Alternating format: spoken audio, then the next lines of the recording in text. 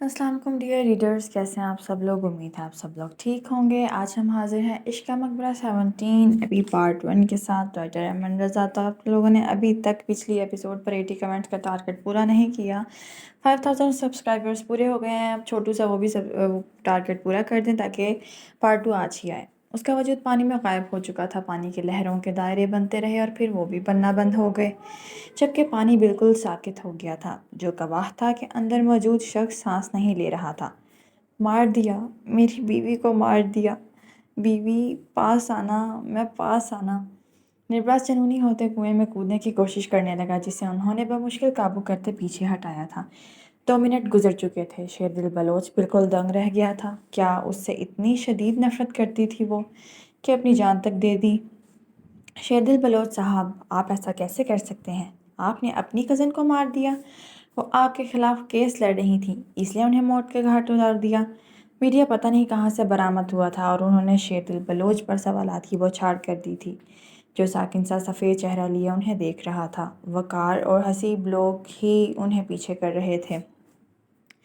जब ताबिश लड़कियों को वहाँ से डेरे पर ले जाने लगा, तमाम सहाफ़ियों ने हवेली की लड़कियों को भी घेर लिया था, जो चेहरा ढके ताबिश के पीछे छुपते वहाँ से निकल रही थीं, और निब्रास का वजूद उनसे मुख्फी न रहा था। और ये कौन है शेरदिल साहब? आखिरकार किसको बंदी बना रखा है आप लोगों ने? अगर हम गलत नहीं तो ये आपके कज़न हैं। निब्रास, सही कहा ना हमने। ये अब्रॉड से आला तालीम हासिल कर रहे थे। इनको कौन नहीं जानता। बाहर के ममालिक में इन्होंने टेक्नोलॉजी में इतनी कम उम्र में अपना नाम बनाया, और आपने इनका हशर नशर कर दिया। निब्रास ने कैमरे के फ्लैश से अपने आप को छुपाने के लिए चेहरा ढक लिया था।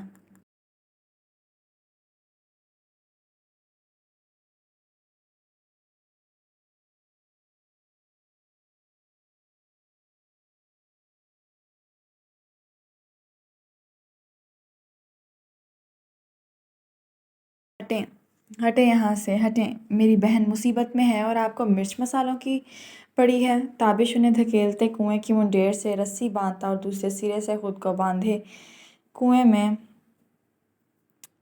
छलांग लगा गया। जबकि उसे ऐसा करते देख सब शशदर निगाहों से उसे देख रहे थे। दूर दो आंखें जो बेचैनी से ये मंजर देख रही थीं, वक्त रेत की तरह फिसलते देख फौरन आगे बढ़कर वो अमल सर अंजाम देने लगी थीं जो ताबिश दे चुका था, जिस पर वो शख्स अपने कदम वहीं रोक गया था। अभी ये इख्तियार उसके पास न था।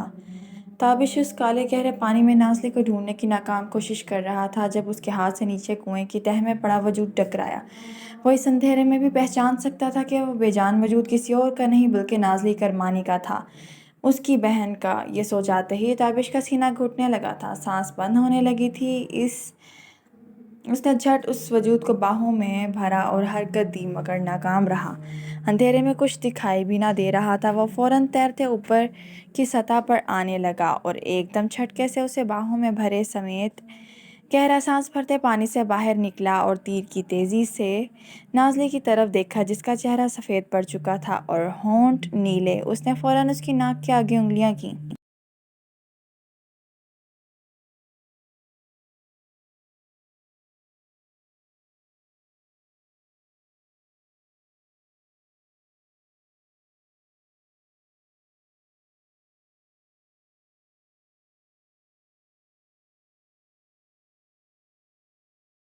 मगर सांसें महसूस न कर एकदम उसकी आंखें आंसुओं से भर गईं। भैया, वो अंदर से चिल्लाया। उसकी आवाज़ में दिल चीर देने वाला दर्द था, पुकार थी। ये उस नाजुक लड़की से इंतकाम का कौन सा तरीका निकाला था कि वो जान से हाथ धो बैठी थी।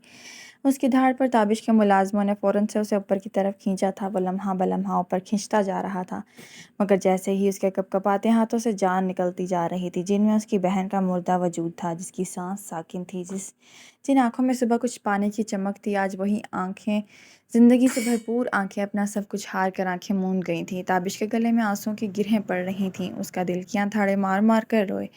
आखिर उसकी बहन ही क्यों?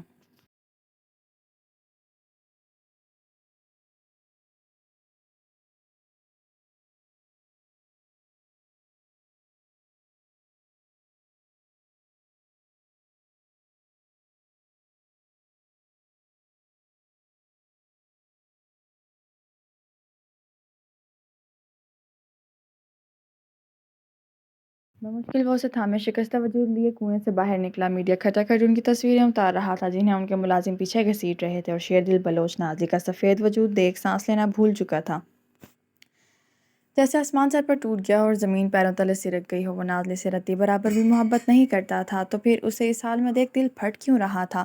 اسے دوبارہ نہ دیکھ پانے سے آخر جان کیوں جا رہی تھی؟ ان سب میں اگر کوئی خوش تھا تو وہ دو وجود تھے، بریرہ اور وانیہ، جو اس کے یہاں چلے جانے سے دل میں کمینی خوشی محسوس کر رہی تھی، کیونکہ ان کی بلا ٹل چکی تھی، مگر بلائیں اتنی آسانی سے پیچھا کہاں چھوڑتی ہیں؟ بیوی بیوی میری بیوی آنکھیں کھولو، سنو بیوی آنکھیں کھولو، سو کیوں رہی ہو؟ میں کٹی ہو جاؤں گا۔ نیبراسس کو دھکیلتے دیوانہ وار سب کو دھکیلتے دیوانہ وار بھاگ کر اس کے پاس آتے اس کا منہ تھپتھپاتے بولا، اور اس کو یوں اپنی ڈال کا آنکھیں بند کرنا کچھ بھایا نہ تھا۔ تبھی اسے جھنجھوڑتے بولا،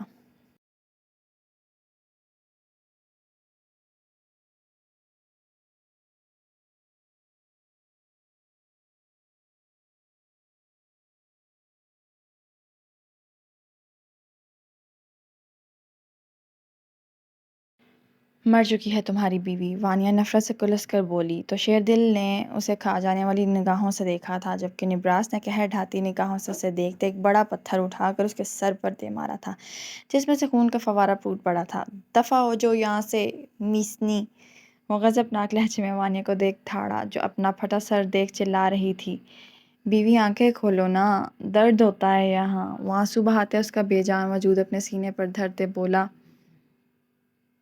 اس کا بے جان ہاتھ اپنے سینے پر دھرتے بولا، مگر وہ ٹس سے مس نہ ہوئی۔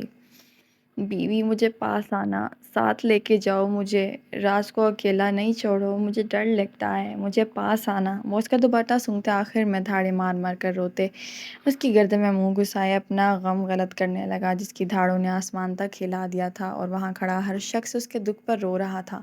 آنکھیں تو وہ دو بھی نم تھیں جنہیں اس کا یہ کیا فیصلہ اب ضائع نہ لگ رہا تھا،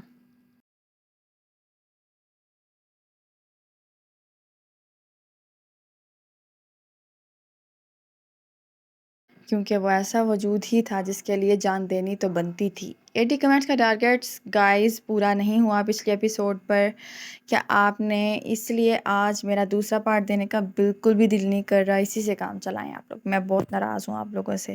سبسکرائبرز تو آپ لوگوں نے پورے کر دیے، مگر 80 کمنٹس کا ٹارگٹ، اتنا سا ٹارگٹ نہیں پورا ہو سکا آپ لوگوں سے۔ جلدی سے اس طرح کریں کہ اب ہمارا چینل سبسکرائب کر دیں، ویڈیو کو لائک کر دیں، اور اچھا سے اس ویڈیو پر بھی کمنٹ کر دیں، تاکہ میرا موڈ فریش ہو اور میں پارٹ 2 لکھ سکوں اس کا۔ اب تک کے لیے اتنا ہی، دعاؤں میں یاد رکھیے گا۔ اللہ حافظ۔